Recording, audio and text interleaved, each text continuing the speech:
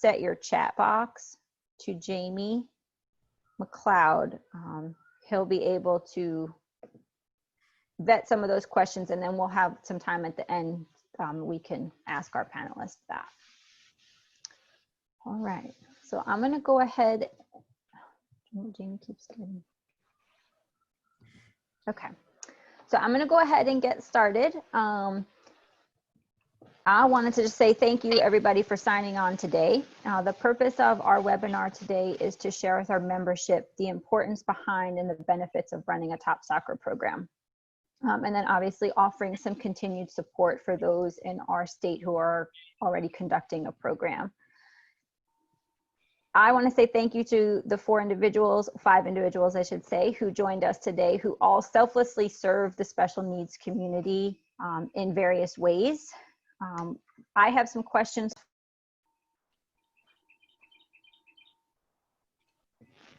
We will obviously open this up to some questions at the end. But the goal of this is for our membership to educate you about USYS's TOPSoccer program and hopefully the benefits of running your own program, to help identify and address some of the impediments to starting or growing a TOPSoccer program, and then to offer some strategies for enabling individuals with special needs to develop through soccer. So just a quick introduction to for our panelists today. Dave Robinson is our USYS South Region TOPSoccer Chair, and he's out of Florida. He also runs a local program down there. And we were lucky that we have a special guest. His wife, Samantha Robinson, is with us today too, and she's a pediatric occupational therapist. Craig Onley is the TOPSoccer Program Director at Twin City Youth Soccer in Winston-Salem. Fil Wilkinson is the Director of Community Engagement at Charlotte Independent Soccer Club. And then Kevin Flynn is a board-certified behavior analyst at the Manhattan Children's Center, and he's also a soccer coach up at Manhattan Soccer Club. So I wanted to say thank you to all of you for signing on with us today. Do you all want to just give a quick, brief glimpse into your background or tied to TOPSoccer, the special needs? Dave, I'll start with you and Samantha, if that's okay. Sure. So thank you, Keri, for the opportunity to help here. I played soccer growing up, coached my neurotypical kids somewhat growing up. They're all older and out of the house now. I started a TOPSoccer program at my local club back in January of 2007 after a parent came in I was on the board for the rec program at my club then, and a parent came in, their child just was not working within the confines of a rec program. And I had heard of TOPSoccer through my state association. So after researching it further, I launched in January 2007 and have been running it ever since. Awesome. And Samantha? I have been a pediatric OT for 34, I'm not good with numbers, so I think it's about 34, 35 years. And I kind of get dragged into TOPS because Dave calls me. Love it. Fair enough. And she refers her students to. Yeah, I send a lot of kids there. I just, sometimes I'm there and sometimes I'm not, but I work, it's my only day off, so I usually am not out on the field. That's okay. Excellent, though. And Craig, do you want to share with us how you all got started? Sure. I grew up playing soccer, been real involved with what was Twin City Youth Soccer Association, now NC Fusion, as a player and then as a coach as my kids came through the program. We had an executive director with a special needs child about 8 or 9 years ago, started a TOPSoccer program. They were good friends of the family. So we, as a family, my wife and I and the kids started volunteering with the program. As he left our program, we were involved just trying to help out, and then took a real active role about 4 years ago. Kind of started a new model to kind of manage the program, and that's when my wife and I took a more active role. Excellent. Thank you. Phil? I'm from the northeast of England, and I have a family member whose son has Lee's disease, and kind of got involved that way. Wanted to always do something to help. But when I moved here in 2011, I was director of a recreational program, and I'd seen through the state association and NCYSA that they had this TOPSoccer program, and my lady's an EC teacher and always just trying to think of trying to get things started. So we finally, when I moved from my rec program to what was Lake Norman Soccer Club, we were able to, or I was able to have the support that I needed and a little bit extra time to put more effort into sustaining the TOPSoccer program. And then when we moved to Charlotte Independence and we all merged together, that it's been a huge success within our community. Excellent, excellent. Kevin? Sure. So I live up in New York City in Manhattan, and I currently work as a special education teacher and a behavior analyst at a private school for students with autism. After school, I also am a part of Manhattan Soccer Club, and I coach our 2008-2009 boys teams, and also assist with some of our premier teams. I recently learned about TOPSoccer within the last year or two, and I was very, very interested because it's always been one of my goals to kind of combine my passions of soccer and teaching and soccer and ABA, and this is kind of the perfect opportunity to do that. Excellent. Well, I thank you all for sharing a little about yourself to give the people on our call a little bit of a background and why this community means so much to you. So I have some questions for the panel. I have them directed at a specific panelist based on their background, but you're all welcome to share your input where you see fit. So I'm going to start with you, Dave. Can you give us a brief background and the objective of USYS's TOPSoccer program?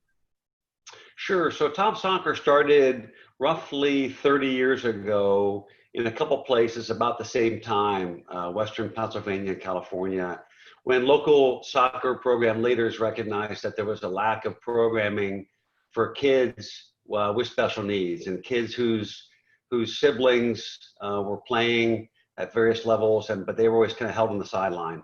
And so they took the initiative to start things up and have been very gracious, spreading the word and certain programmatic approaches to it ever since. And really, the former tagline of US Youth Soccer was the game for all kids. The current tagline is the path of every player. But again, these are kids who normally would be overlooked, and from a soccer perspective, we know it's a great game. It's a lifelong game, and if we can get them involved early, the benefits that go along with it are much more than just the fitness that achieves in the field. So the goal of the program is to really, spread the gospel of soccer throughout a population that typically is overlooked. So if I ask anybody on the call, we probably could come up with any number of reasons why kids, what the benefits are to them, both intrinsically and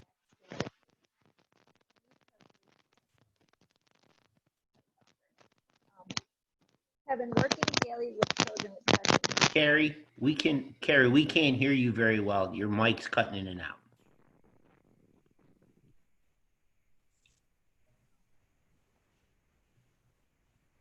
We can't hear you still, so you may want to unplug your. Let's see. Now I can hear you. Very You can good. hear me now? Yeah. Okay, my apologies. Sorry. Technology is not my thing. Okay, so sorry, Kevin, working daily with children with special needs, do you believe they would benefit from playing soccer in similar ways? And what would be some of the reasons why parents of children with special needs would want their kids to play soccer, or what might be some of their hesitations? Sure. So I absolutely think that that individuals with special needs would definitely benefit across several areas, including physical and mental development, social emotional needs, and then their behaviors. It gives them the opportunity to practice skills that they might be learning at home or at school in a different area, which is a big deficit for individuals with special needs, and also gives them the chance to learn new skills and build new relationships. So some of those benefits that parents might be looking at, again, physically, helping gross and fine motor skills, coordination, flexibility. A lot of individuals with special needs have deficits in those areas. So increased opportunities to kind of run, walk, get those workouts in would definitely help. As far as social and emotional needs, it can help them build their social skills, including greetings, having conversations with people, small things like maintaining personal space and how to have eye contact with other people, how to be part of a group. A lot of individuals with special needs, at least that in my experience, often get taught in smaller ratios. So they're not in groups of 25, 30 kids. They could be in groups of 10 or 6 or 8. They could be one-to-ones. So working on those group skills, and it really helps to build confidence and self-esteem. And then the last major benefit would definitely be behaviorally. So working on increasing their attention span, increasing their on-task behavior. And a lot of individuals with special needs also have a tough time regulating their emotions and their sensory input. So this can help them kind of regulate their energy levels and things like that. In terms of hesitations, it could definitely be tough for parents to kind of push their kids into something like this if it's something that they haven't done before. They might feel that their child can't handle it, or they might feel that the program can't handle their child. Some parents and families of individuals with special needs might have had bad experiences in the past. They might be very, very overly aware of their child's limits or their child's behavioral concerns. And for some families, that's hard to kind of put out there, and they may feel embarrassed if something goes wrong or if their child doesn't participate in the right way. So that could be some of their hesitations. Those are all very good comments to share with us, because I think that starting a TOPSoccer program, I think the hesitations you shared with us that the parents may have is probably one of the biggest impediments for people starting a TOPSoccer program. But all the benefits that you shared, I think, would far outweigh it if we could get them started. So on that note, Phil and Craig, I can start with you, Phil. Some of those hesitations that Kevin shared, have you experienced those as you started your TOPSoccer programs, and sort of what have you done to overcome those? Yeah, we had a few hesitations with parents wanting to kind of relieve the child or the player to participate because they're used to being around and helping them all the time. Some of the players do have carers, and we allow them on the field to help where see. So one of our biggest hesitations was to make sure to make them feel comfortable, and by doing that, we got everybody, all our coaches, all of our buddies, certified through NCYSA, and made sure that they had plenty of an appropriate training to help accommodate those hesitations. We also allowed the parents to be active in somewhat on the field until they felt comfortable. So it'd be the player, the buddy, and a parent to overcombat that. Have you seen some improvement in your parents and some relief, I guess I'll say, as the players have gone on? Yeah, absolutely. So now, I mean, going from season to season, as we get bigger and stronger and people have more faith and trust, it's a big community that if you have kids with autism, that they tell everybody in their community and everybody in their schools and that autism community, and they bring their play and they just trust that what we do because they all trust each other. So that does help.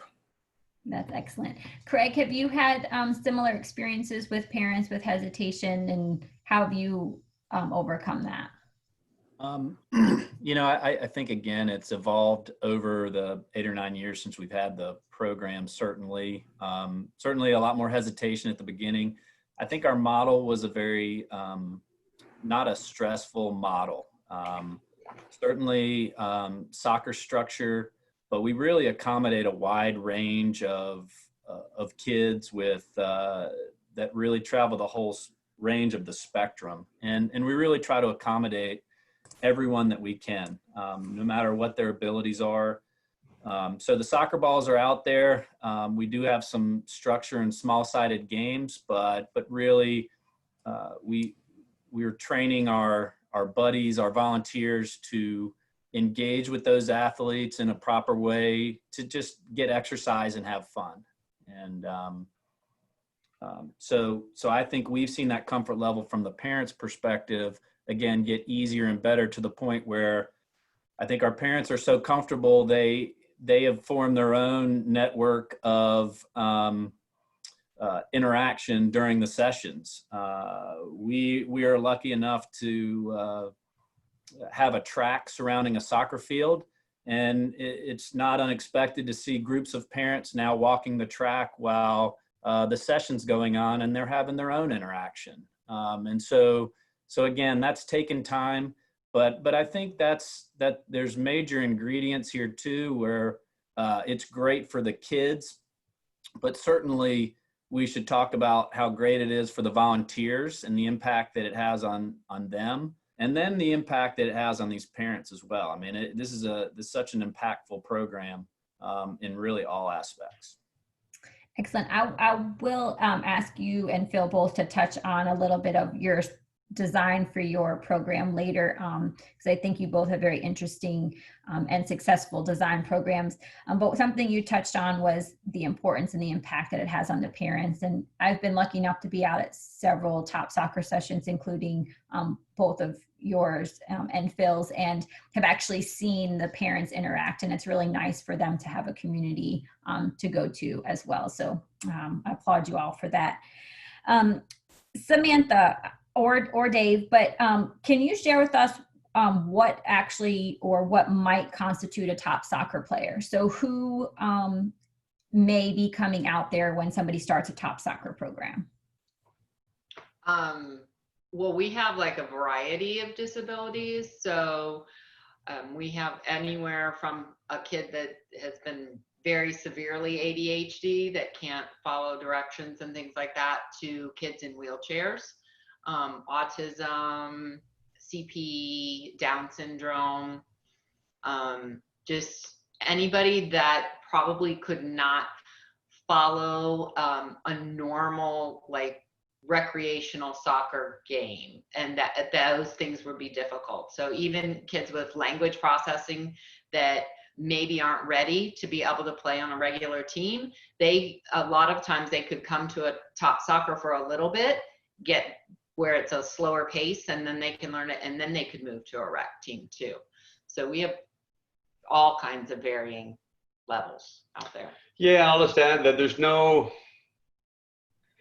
test, there's no quiz, there's no check this box and you can play. I know other programs I've spoken with here in Florida require like a 504 accommodation letter, you know, Yeah, or 504 and IEP. IEP. Yeah. But we don't do that. We basically say, hey, if your child does not feel comfortable, if you don't feel comfortable with your child participating in a recreational program, then bring them out. We're happy to have them.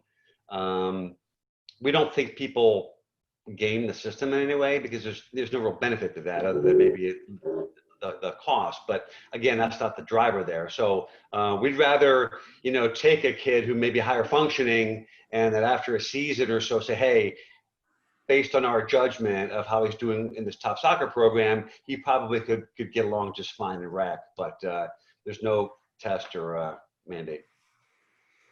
Thank you. So to talk about that, I'm sure that just like at any level of soccer, players come and go season after season. We obviously hope that players stick around. But Craig or Phil, can you share some of the types of disabilities or special needs that you have personally worked with in your program that you've seen come through your program over the years? Yeah, the main one is autism.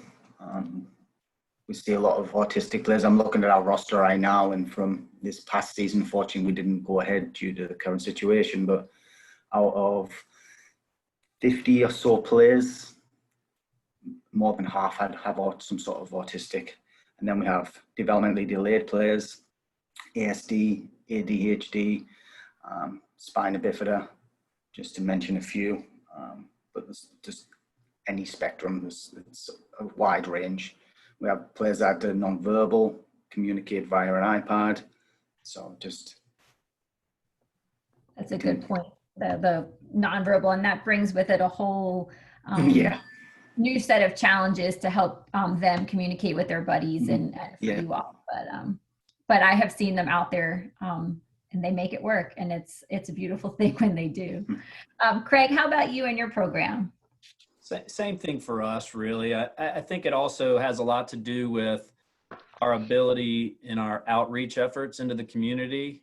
We have developed a connection with the Down Syndrome Network here locally with Winston-Salem. So, therefore we do get a good amount of Down syndrome children as well. But same that Phil just said. I mean, really the same mix.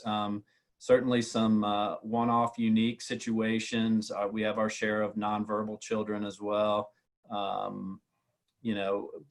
But again, we definitely see a wide range of the spectrum. Excellent. So thinking about that and how you said that there's a wide range over the spectrum of the players that you see. Kevin, can you describe briefly some of the physical, cognitive, maybe social, emotional differences that we may see among top soccer players? Sure, absolutely. So starting with the physical differences you might see, as some of them mentioned, if you have individuals with CP or physical disabilities that limit them into a wheelchair, you'll see deficits there. Even students with ASD have deficits within gross motor, so running, walking, kicking a ball, anything that involves those like larger body groups. Fine motor skills, so anything within the hands and the fingers and feet. So some of those, maybe those dribbling skills are a bit harder for them. And then just overall coordination and agility. And a big one would be spatial awareness. So a lot of individuals with special needs don't really know how big they may be and where their body is in space and how close they are to other people, and how to kind of coordinate their body to move to where they need to go. So those are some of the physical things you may see.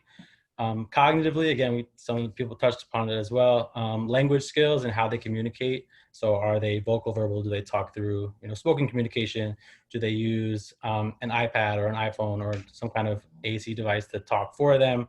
How's their voice volume and their intelligibility? A lot of individuals with special needs either talk really, really low. Some might talk really, really loud. Some may, emit spoken language, but it's really hard to understand. And mom or dad might have to kind of translate for them.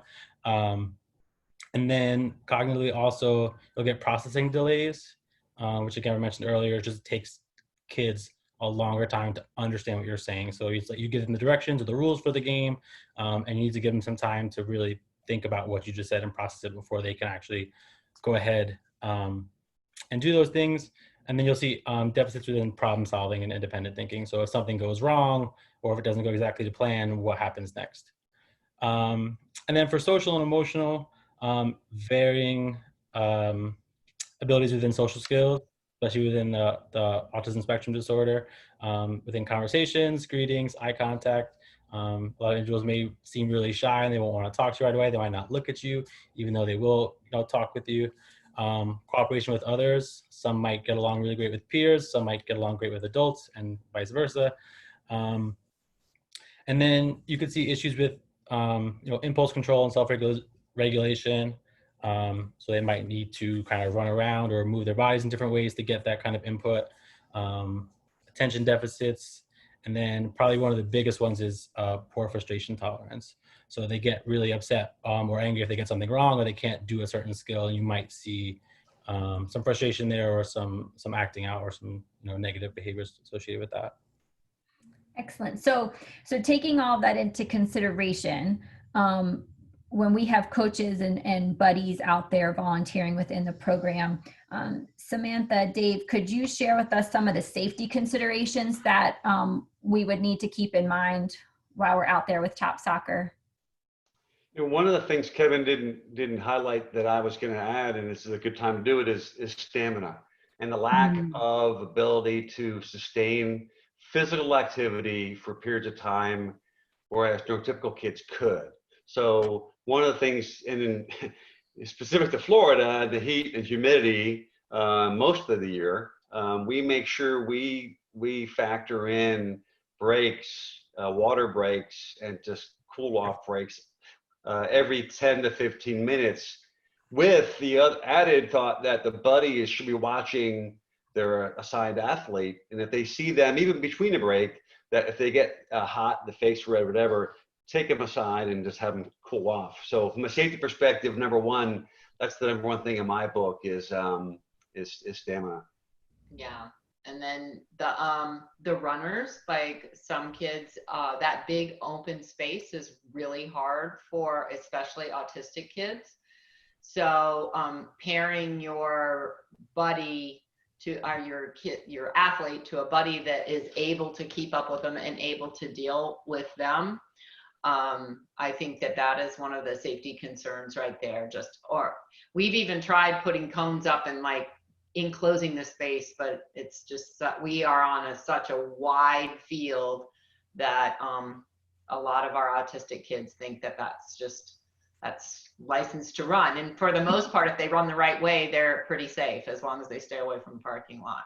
Yeah, I mean, Everybody. yeah, I would add, yeah, it's okay. I tell the buddies we make sure that the buddies know how to redirect that particular athlete by meeting with a parent first and describing it and discussing it, and what's okay for the parent to see that this stranger is doing to their child to redirect. But if they're running away from everybody and there's no harm, no foul, it's okay. You know, they don't need to be in this activity. They don't need to be in this drill or this scrimmage. Have them run. They're getting something out of it. Right.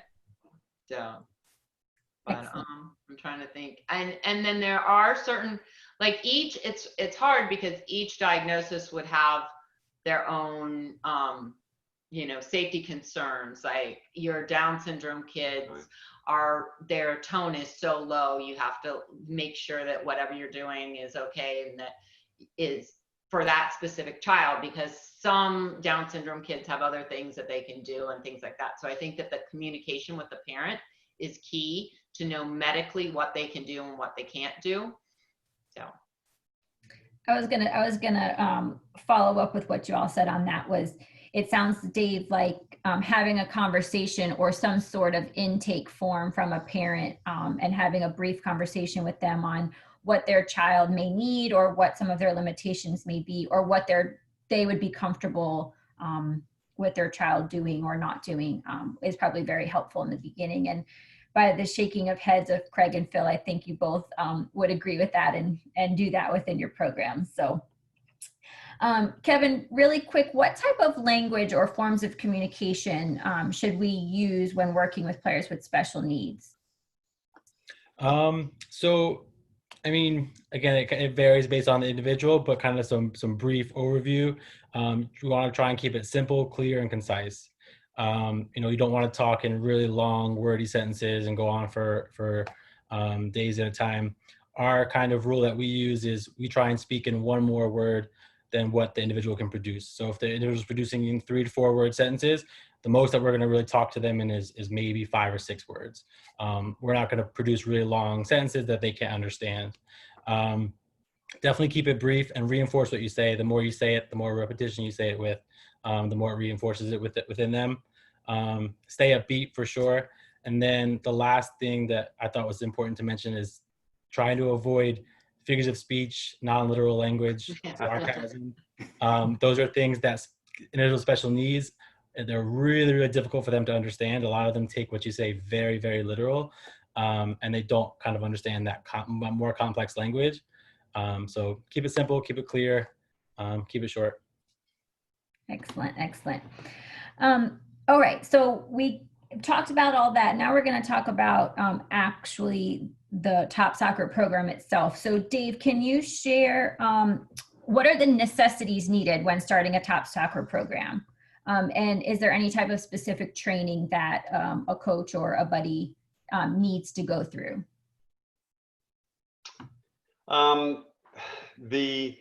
Certainly we would encourage every club who is interested in looking into TOPSoccer, starting a program, to reach out to you, Keri, and North Carolina Youth Soccer for the TOPSoccer coaching certification course, as well as the buddy course for the buddies. It's about 3 hours in the classroom, and hopefully if you can coordinate and arrange for a field practical session as well, it's a great experience to have that. There's some great learnings in that course material that was just revised about 3 years ago to be refreshed and updated. I don't personally feel that you have to have the course like as a check mark to do it. Some people, Kevin obviously would be very comfortable stepping into a field session for kids with autism or autism spectrum disorders, but so there's no mandate that. But again, it's if you're doing it right, get as much information as you can. Go visit somebody else's program who's running one to see how it flows and see kind of what the options are there. I know I did a lot of that before I started my program. And again, we treat the players in our programs the same as a rec or competitive, in that get them registered, right? Get all the forms filled out, all the waivers, all that kind of stuff. That'll be changing, of course, this coming year with the COVID issues, but like any rec program or competitive program, get them in the system. Excellent. And I know that was one of the questions that came in through our chat box was what can you do to gather specific player information within your organization? And I think, Dave, you just touched on that, as making sure that you have registration forms and medical release forms and having conversations with the parents to make sure that you have all the information you need. So, and the other thing that sometimes is a good thing to do is to talk to the therapist, whoever's working with that child. I know we've had therapists, actually PTs, go out to the field and help during that time, or speech therapists or OTs or ABAs. A lot of us will just donate our time because that's just who we are. And that if they're having a difficult time out on the field, it's a lot different situation when that therapist comes out there, because some of them just see me and they're like, oh, Miss Sam's here, I have to do my work. But then that therapist can help that buddy if they're having a hard time. Here's some pointers for that specific child, because everybody's different. Okay, sure. That's a really good thing to keep in mind, to make it an open community and open communication between parents and coaches and players. And I think that might even help recruit some other top soccer players to come out, if you are including our therapists and teachers and sort.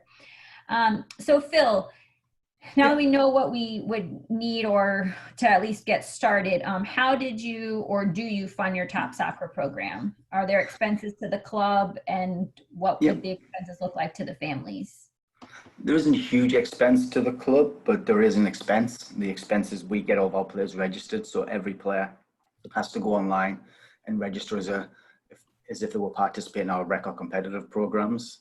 The only difference is we expect and ask more questions to gather as much information as we can.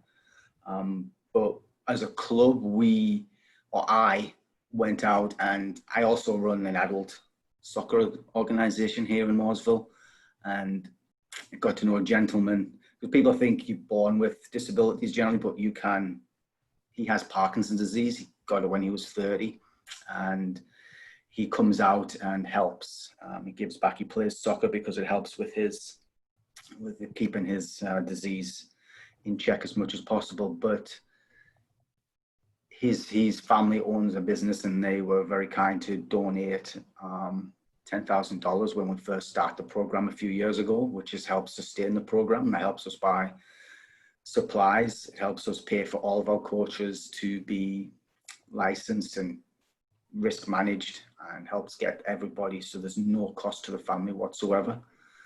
It also helps us have a pizza party halfway through the season. It also helps us have ice cream and trophies at the end of the season, and get t-shirts for everybody. So there is a cost depending how big you want to go with it. You can just have the kids show up and participate, and the cost's very minimal. But I like to think that, end of the season, most kids get a trophy. Most kids go to a tournament and do these things. So that's why we want to provide the best experience possible by giving as much back. So that does cost a little bit extra. And I would think, Phil, whether in your community or in Craig's community or in any community, probably in North Carolina, as Samantha stated, that there are people who work in the special needs community who just want to help. And I bet that there are more people who want to volunteer and donate to such a special type of program if we just go out and talk to them and ask them. And something I learned at a symposium I went to for TOPSoccer on funding is be ready when you go there. You get one shot to ask people for their money. So go there with what Phil said. Why do you want to provide this experience? What is the plan to do it? What are you going to do with the money, and how is it going to help sustain such a program, and the benefits for the kids? Yeah, well, it's all down to the community. I mean, everything's within the community. One of the main reasons for starting our program, apart from my own reasons, but I was director of a rec program for about 10 years and seeing all these children with disabilities on the sidelines. They're not getting to participate. They're not getting to do anything. They want to play. I walked around the fields and I communicate with our coaches. I communicate with the parents. I introduce myself to all the kids and players and try to find out what's needed and what's wanted in the area. I partnered with the Special Olympics of North Carolina and in the Mooresville, Idaho County areas to try to find out how we can help. So now, you know, the program here in Mooresville, they don't do a soccer program no more. They let us run their program for them. That relieves them of some duties and costs and helps us, you know, give a better experience for having extra players and around. Excellent. Keri, I'll add two things. One is bring pictures of cute little kids who will directly benefit from the girls, especially, you know, or bring them in person. I brought one in person to a grant foundation thing, who will benefit from the program. And two, I snuck something into my local soccer club's bylaws that for every rec and competitive player who is registered, my program gets $1 every year, direct funding to my program. That way I know forever I'll have enough money for the jerseys are oftentimes half price through my vendor, or the trophies are cheaper. So I know that I've got that money, you know, ongoing. Every year I get $1,000 or $1,200 based on the number of regular players I've got in the club. So something I did kind of sneaky that is persistent. Nothing wrong with that. I like it. Dave, while I have you, can you just share quickly the role of the program director, the coaches, and the buddies? And then I'm going to ask Craig and Phil to speak on how they have found buddies for their program and what their program setup is here in North Carolina.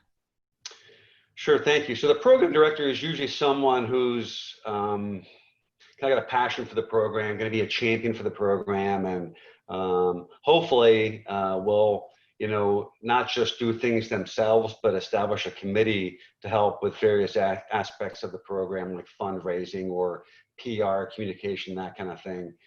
Their primary goal is to kind of get things lined up, work through the soccer club, make sure it's a recognized program of the soccer club in as many ways as possible. And then to, again, to get involved with recruiting both players, buddies, and coaches. And at my program over the years, I've done a couple of things in conjunction with that. One is to engage with the competitive teams at my club and try to have each competitive team come out just one day as a team to help out with the activities and help have their coach come out to lead activities and have the players come out to participate. And then for the otherwise, with the buddies, I try to find more of the senior, older, experienced buddies to be coaches. And I'm always armed with plenty of coaching activities, and I give them ownership of what to do with a particular group of kids. So that's kind of how I do things. Craig, we'll start with you. Can you share a little bit about, I know you have a little bit of a unique system that you have set up. So if you'd share that, and while you're at it, if you'll just give us a brief overview of about how long each of your sessions are, and how many sessions do you run in a season, how many seasons do you run a year, that sort of thing. Sure. Well, I love what David said as far as having a champion and having that community. I think that kind of spearheaded the model that we do have, which I do think is a little bit unique, but something that I think is pretty amazing what we do. We, about halfway through, if we've been 8 or 9 years old, about 4 years ago, we didn't have that champion necessarily, and we didn't have that community. And as I mentioned, the executive director that started the program had left. Someone, it wasn't me, but on our board that I served on, had the idea that we start mentoring some high school students to be part of a leadership group within TOPSoccer, where we could be teaching them leadership skills at the same time them learning responsibilities and helping to run the program with oversight of my wife and I. And so my wife and I became the champions. We've got a lot of other adult supervision that chime in, but we are mentoring this leadership group of students, which are sophomore, juniors, and seniors in high school. And they are absolutely fantastic and just amazing young. Keri, you've had the interaction, so you've seen how fantastic these kids are. So for us, it's kind of a double-edged situation where we're providing an environment with a great program for the special needs kids, but we're also providing a leadership avenue for these high school kids. And, I talked a little bit about how much the volunteers get out of it.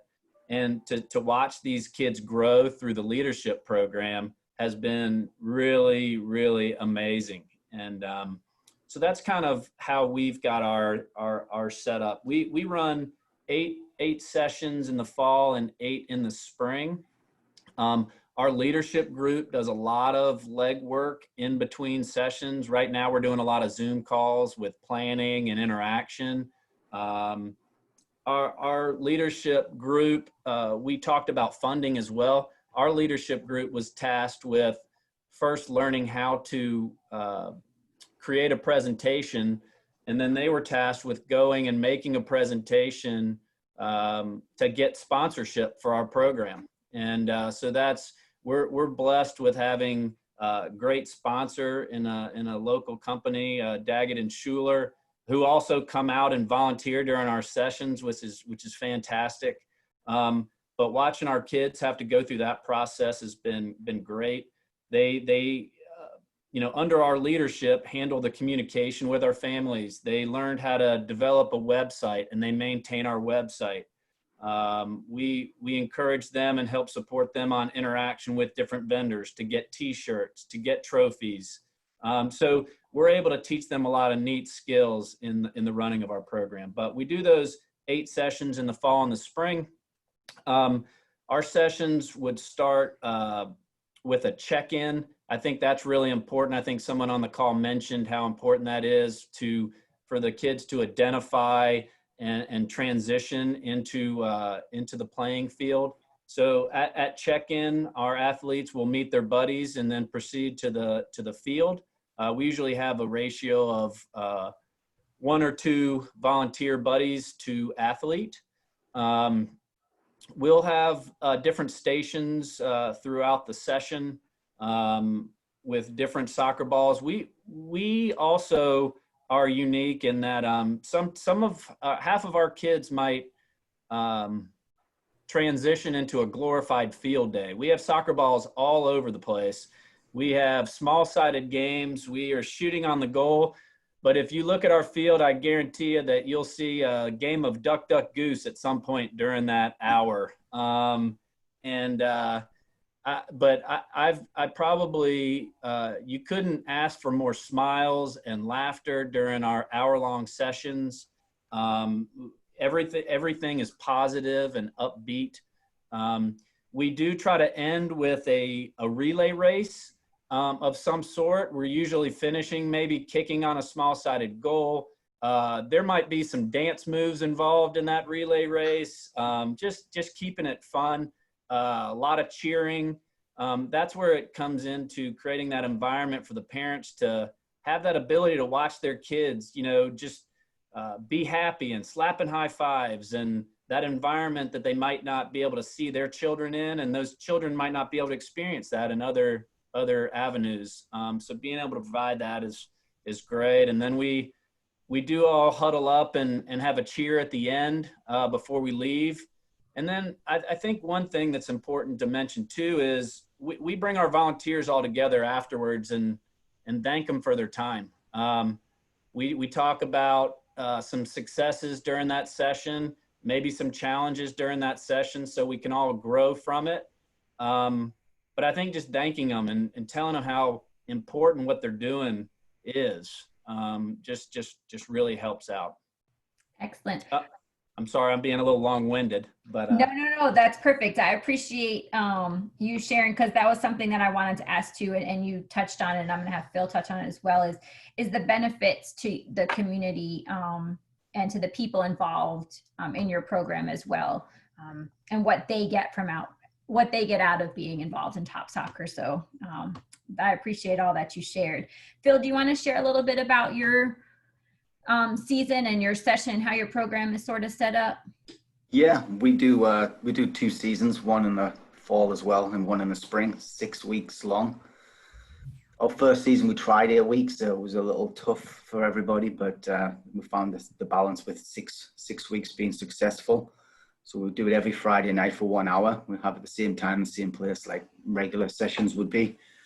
And our sessions, what happens is I ask all the buddies to come in and all the coaches to come in 20 minutes early, so we can talk about the session, make sure everybody understands, and everyone gets an assignment of which player they'll be working with. Generally, it's the same one each week, as the majority like a routine and they like the buddy they've been working with. So after the quick introduction, 10-15 minutes with the buddies, the players will start coming in, some early, some late as normal, and then we get going. So we'll do we have a big banner that we shake up in the air. They get with the buddy and they play together, and they run underneath that, and then we start with a game of generally some sort of tag game where it's just them and the buddy playing tag, and then we'll move that into a bigger stage where it's everyone tagging everybody, and then we move into some soccer specific skills for the day. So we'll do some ball mastery, making sure they're getting plenty of touches on the ball. We'll work on some passing techniques, as well as some fun games and activities. So everything's geared around making sure the kids and the players are having a lot of fun. After that, it's a 4-stage process we have. We move into stations. So we have 4 to 5 stations set up, depending on how many players are attending that session in that day.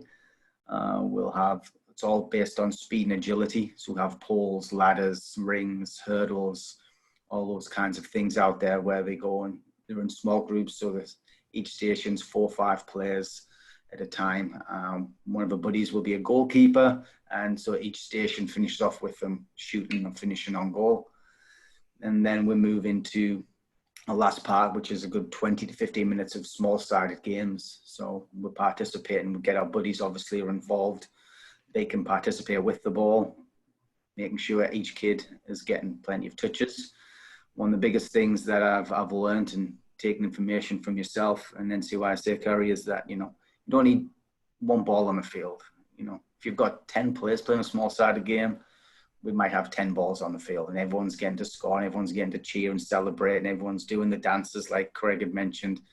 And then we have all different sizes of balls. So we don't just use a regular soccer ball. We'll use a huge inflatable ball. We will use an American football to throw things off a little bit more. So just try to get them thinking and moving as much as we can, and providing that environment for them. But involved in our 6-week program, like I mentioned earlier, we try to make it more community-based as much as possible. Like my competitive teams, a couple of times throughout the year, and especially the end of each season, we go get dinner, or at a tournament, the families will get dinner together. So we have a big pizza party halfway through the season where the club will buy pizzas, sodas, waters, and treats for the kids, for the players.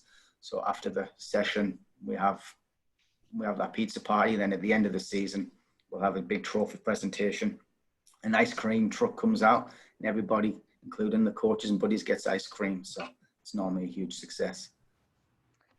Excellent. So I have personally been out to both Craig and Phil's sessions numerous times and have done buddy courses with them. And I am not afraid to admit that every time I leave them, I leave in tears of happiness, because it's such a beautiful thing to see out there. So I thank you guys for all that you do with our programs here, and for inviting me out to be a part of it.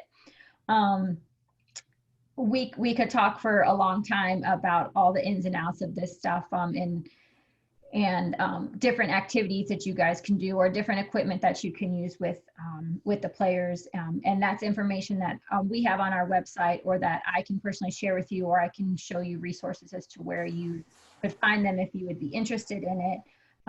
As Dave mentioned, I can also help run coaching courses for your top soccer coaches and buddy courses for you all.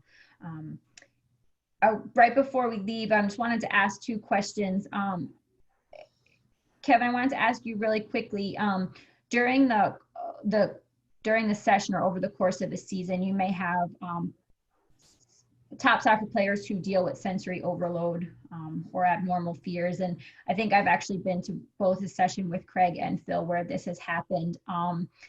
And what would be some advice for somebody who's working with top soccer players for the first time, who may experience this, who may experience a player who has some abnormal fears or experiencing some sensory overload? So I think we kind of all touched on it before, but knowing your players is huge. And kind of taking that time, whether it be on a form that the parents fill out or talking to the parents before you kind of go through your first session.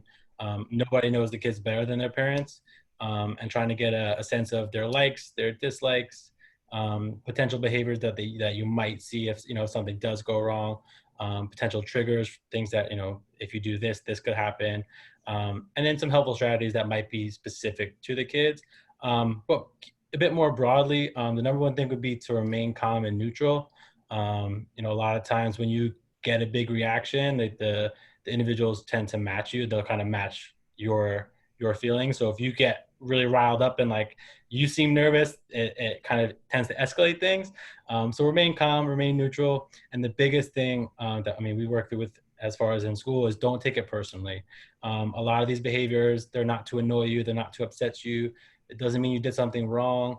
A lot of problem behaviors occur when individuals have unmet needs or wants, or they can't communicate. So, imagine going through a day and not being able to tell anybody when you're hungry, tired, thirsty. You can't express that properly and how you would feel on the inside. So just don't take it personally. Like I said, remain calm and neutral. Model appropriate behaviors that you want them to exhibit, and then model that appropriate communication so that when they are getting upset, you can say like, oh, you can say, I need help, or can you help me, and things like that. And then the biggest thing, to try and kind of avoid those negatives is to just be as positive as you can when things are going well. Provide social praise and be specific. Just a general like good job doesn't really mean much. Good job standing in line, good job keeping your hands down, good job doing anything specifically that you're doing, even if it's something as small as like, hey, good job coming over and joining the group, if that individual doesn't usually join the group. And just being, as upbeat and as positive as you can goes a long way. Excellent. What you had said about matching their, they'll match your emotion. So balancing it out. I know I learned from a symposium, and I've shared it in the buddy course now, is that when, if you have a player who is a Tigger, you can't be a Tigger too from Winnie the Pooh. You have to be more like Eeyore, or you have to be vice versa to sort of help balance some of their emotions out. Before we wrap it up, I just want to ask Dave if you have any last comments or overviews of TOPSoccer that maybe we didn't touch on that would be beneficial for our membership to know. Yeah, thank you. It's been great hearing the stories and just reflecting personally so many of the same experiences with Craig and Phil that I've been through. One thing I would say is that if there is an issue that is a barrier, whether it is funding or whether it is a recruitment or marketing, feel free to reach out to Keri at the state office or Kathy Robinson. They know how to get a hold of me, and I've got 13 years worth of buddy recruitment flyers and all the stupid sayings I put on there to help attract attention. I've got photographs, I've got, you name resources, activities. Geez, how many activities? I got a million. But Duck Goose is always a good one. But let us know how we can help. It's all about lowering barriers to entry and having our USU Soccer's goal is to have every club have a TOPSoccer program, whether it be big, whether it be small. We're all about lowering barriers and making it easy. So let us know how we can help. Excellent, thank you. We had one other question that came in, and I will clarify this. We offer coaching courses. There is no cost to the TOPSoccer coaching courses or the buddy courses. Currently, they are not available online.